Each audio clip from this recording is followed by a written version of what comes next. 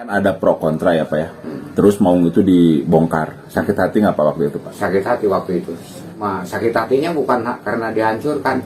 Kok saya nggak dikasih tahu gitu. Itu kan bukan barang negara itu saya yang bikin gitu. Kenapa nggak ngomong dulu? Langsung aja itu. Langsung dibongkar. Sekitar tahun 2017, Deddy Mulyadi sempat mengganti memberikan bantuan berupa maung yang lebih gagah daripada maung Cisewu yang waktu itu sempat viral. Seperti apa ceritanya dari pembuat maung Cisewu? Mari kita dengar wawancara berikut ini. Biasa diceritakan tuh kumaha sih kapungkur teh sampai aya terbentukna maung Cisewu eta. Oh, iya itu teh. Waktu dulu teh pernah apel di Kodim. Dandim sendiri pada waktu itu lupanya nama Dandim. Pada waktu itu teh Dandim teh berbicara begini, cobalah di instansi masing-masing gitu, kreatif lah, membuat ciri untuk pembuatan apa supaya di daerah itu ada bedanya antara Koramil, Polsek dan sebagainya. Itu Dandim, arahan Dandim seperti itu. Nah, setelah pulang di dalam benak hati itu berpikir, saya ini bagaimana kalau bikin maung di depan, karena dulu itu kan nggak ada belum ada. Nah, setelah itu teh ngobrol-ngobrol dengan Batu senior saya itu, Pesan Mayor Sidin itu namanya. Pak Sidin, nggak lah kita bikin maung gitu.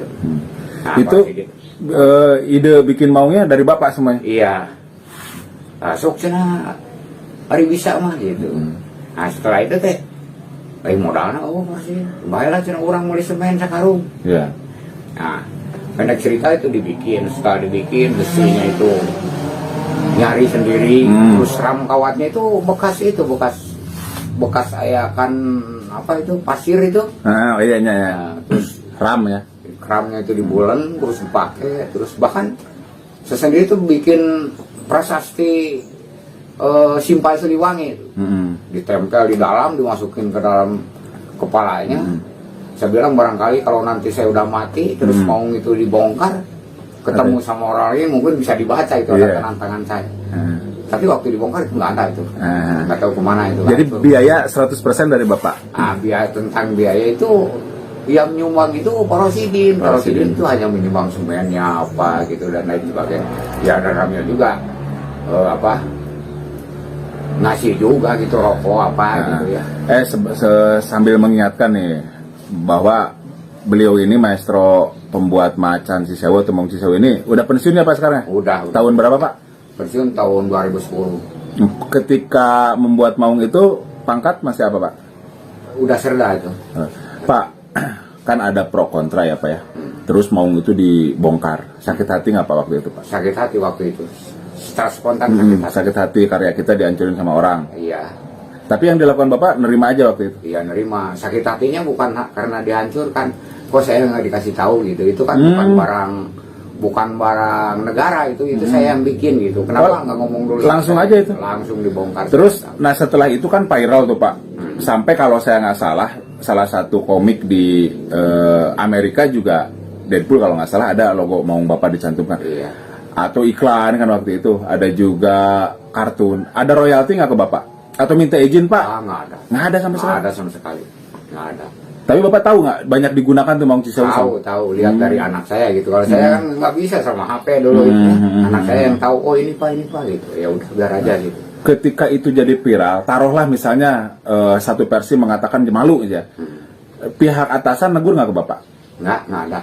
Ada ngasih reward nggak, hadiah apa misalnya? Wah boro-boro nggak ada, nanya juga enggak kok. Oh gitu ya. Padahal disadari atau tidak, maung itu telah bukan mengharukan, membuat Cisewu dikenal orang banyak ya. Iya. Harapan Bapak nih gimana Pak?